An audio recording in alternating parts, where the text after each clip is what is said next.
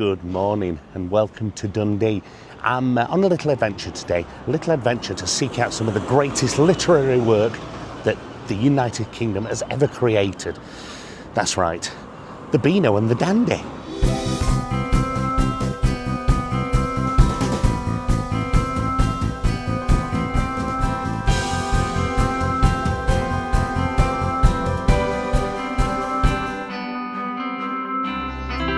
Before Marvel, before DC, before Superman, Batman, Iron Man, Captain America and even the Hulk, Britain ruled the world of comics with two titles. I'm talking of course about the Beano and the Dandy. These two comics burst into life in the 1930s, all thanks to the powerhouse that is DC Thomson. The Dandy hit shelves first in 1937, bringing slapstick chaos with characters like Desperate Dan and Corky the Cat. The success of the Dandy meant that the following year we were introduced to its little brother, the Beano. Packed with anarchy, packed with laughs, and a whole gang of mischief makers, including Dennis the Menace, Minnie the Minx, the Bash Street Kids, all of which have been driving parents mad for over 80 years. At their peak, these comics sold millions every week. And even today, the Beano is still going strong, making it the longest running weekly comic in the world. And where did it all start? Well, right here, on the east coast of Scotland, in the city of Dundee. So Dundee is where the headquarters are for DC Thomson. DC Thomson are the publishers of the Beano and the Dandy, and they have been, ever since it started really. So I've come here today to find out what this place has got going on and just exactly what its Beano and Dandy connections just so happen to be. And after a short walk up the road into the city centre, trying to dodge all the seagulls that were swooping around, I found that very first connection right here in the city square. Well, the first stop of the day had to of course be here in City Square to meet Desperate Dan, one of the most iconic and famous characters from the Dandy. He's got a statue here as well even as Minnie the Minx, who's there as well, obviously a big star from the Beano. So this is the Desperate Dan statue in the centre of Dundee. Now these guys have been here since 2001 and were commissioned by DC Thomson as part of a project to celebrate Dundee's rich comic heritage. The statues were created by Tony and Susie Morrow, a sculptor duo known for public artworks. Desperate Dan made his very first appearance in the very first issue of The Dandy, the 4th of December 1937. He was loved from the very start and quickly became the magazine's mascot. He's the world's strongest man, able to lift a cow with one hand, and after he's lifted them, he likes to eat them in a cow pie. And of course, he's here with his dog. Anyone know the dog's name? Well, it's Dog. And just to make sure that the boys aren't having too much fun without her, right behind them we've got Minnie the Minx, one of the stars of the Beano. She first appeared in December 1953 and is the third longest running Beano character behind Dennis the Menace and Roger the Dodger. And just up the road from Desperate Dan and Minnie the Minx, we find this little fella, a proper wee rascal from the Scottish tune that everybody up in Scotland knows. This statue was created by sculptor Alan Herriot and also unveiled in 2001. And this guy predates both the Beano and the Dandy.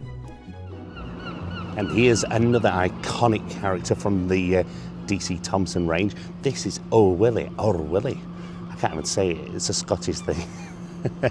But he's another character made famous from the DC Thomson catalogue, and he's positioned just here in Albert Square, and just over the road from Oor Wullie, if I look over here, that building there is DC Thomson & Co.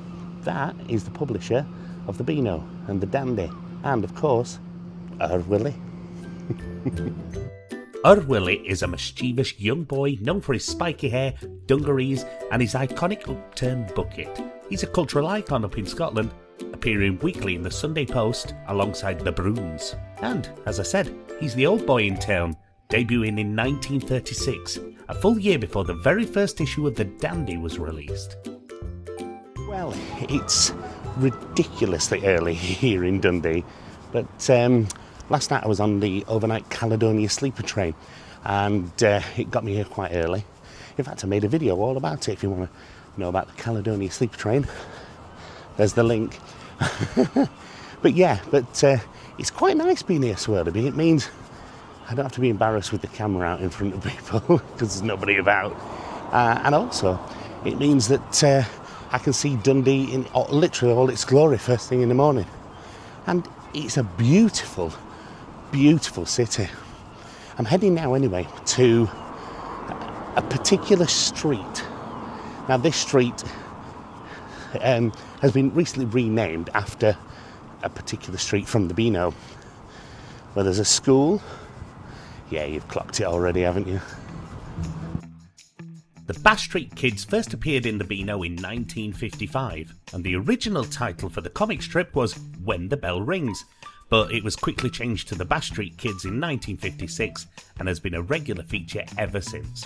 It follows the misadventures of Wilfred, Danny, Smithy, Spotty, Herbert, Plug, Fatty, Sydney and Toots, as they make life a living hell for their teacher, who's just called Teacher, and the teacher's pet, Cuthbert. Over the last few years we've had some new members to the class as well, including Harsha, Mandy, Stevie, Khadija and Mahira. Recently, the ugly kid in the class, Plug, had a little bit of work done to make him absolutely stunningly gorgeous, and both Fatty and Spotty had name changes. In May 2021, Fatty was renamed Freddy, and in December that year, Spotty became Scotty. In July 2013, to celebrate the 75th anniversary of the Beano, a lane in West Marketgate was renamed Bash Street. So there we have it. I'm officially on Bash Street. I'm a Bash Street kid. Don't know which one I'd be. Probably Fatty, but but never mind. Yeah, so this is Bash Street here in the centre of Dundee, and like I said, they renamed it a few years ago. Now, from Bash Street, it's a little bit of a walk now. I'm going to head down to the printing building where they print the Beano and the, well, not the Dandy. The Dandy's not made anymore weekly, but where they print the Beano. So yeah, let's head on out down to the to the printers and see that building, because I've seen pictures of it online. It looks brilliant. So I'll see you there. And here it is. Every week, the stories of Desperate Dan, Dennis the Menace, the Bash Street Kids, Billy Whiz, Banana Man, they're all printed on the pages of the Beano here in this factory right here. This is the DC Thomson Printing on Kingsway here in Dundee. And what an amazing mural. I love stuff like this. Wherever I go, if there's ever murals or anything like this, I have to take a photo. That looks fantastic, doesn't it? I'm going to get over the road and see if I can get a better shot, because I think we can find Banana Man as well. There he is. Banana Man. Well, I'm going to say goodbye to Banana Man for now and head back into the centre of Dundee. Still really early in the morning. I think it's like 7:45 or something. But hopefully by the time I get into the centre of Dundee, the DC Thomson building will be open and I can nip in there and have a look at all the stuff they've got there. When I was about 7 years old, I started getting the Beano delivered every week, and I used to absolutely devour it. I'd rush downstairs to make sure I could pick it up and read through every single page before I went to school. And it was a real sort of amazing childhood memory for me. And then when I became a dad, I made sure that my kids got the Beano every morning as well. Now, in this day and age of iPads and YouTube and all that sort of stuff, I've got to be honest, quite a few of them were left unread by them. I'm still a big kid at heart, and one of my dreams in life was to have my my letter printed in the Beano. Never happened. But I am a very proud member of the Dennis the Menace fan club. The Dennis the Menace fan club. I bet these pictures bring back some memories, don't they? I mean, I can't believe we've got this far into the video and we still haven't mentioned the main man himself. I'm talking about Dennis the Menace. No, not that one. No, that's the American one. I'm talking about the real deal, the British version, the red, the black, Gnasher the dog. This is Dennis the Menace. Dennis the Menace first appeared in the Beano in issue 452 on the 17th of March 1951, and a Dennis story has been in every single issue of the Beano since then, making it the longest running comic strip in the world. In 1974, Dennis replaced Biffo the Bear on the front cover and has been there ever since. Dennis is their archetypical badly behaved schoolboy, whose main recurring storyline throughout the years features his campaign of terror against a gang of softies, particularly Walter. Oh, hang on a minute, that's Jacob Rees-Mogg. There you go, Walter. Anyway, where would Dennis be without his pet dog, Gnasher? We wouldn't actually meet Gnasher until 1968, 17 years after Dennis's first story, but he's been at Dennis's side ever since. That's quite old for a dog now, isn't it? Dennis and Gnasher have far superseded the world of comic books and popped up in so many other kinds of other media. From their own TV show, they've had 6 of them to date, video games, theme park rides, and even a musical. And what makes Dennis so special? Well, in most children's books, a bad child gets made good. But the great thing about Dennis is, he never gets any better. So, by the time I made it back into the city centre of Dundee, and popped to Wetherspoons for a cup of tea, it was within normal working hours, so the DC Thomson building was open. Now, it's not usually open to the public, but I thought I'd try a little bit of Yorkshire charm to see if they'll let me have a look inside. And they said, "No, get out of here, you big fat loser." And no, I'm only joking, they didn't really. They said I could have a look around the reception, and I'm really glad I did. As you can see, there's loads to see in this reception area, so if you ever get the chance or the opportunity to have a look inside, go on in and treat yourself to something from their shop. Oh, and make sure you get a really cool picture with the Beano sign. So there we go, that's it, that's the end of this little video, and the story of the comic heritage here in Dundee, through the Dandy, through the Beano, and through DC Thomson. Anyway, I hope you've enjoyed this video. If you have, don't forget to like and subscribe to the channel as well, and if you've really enjoyed it, tell your friends about it as well.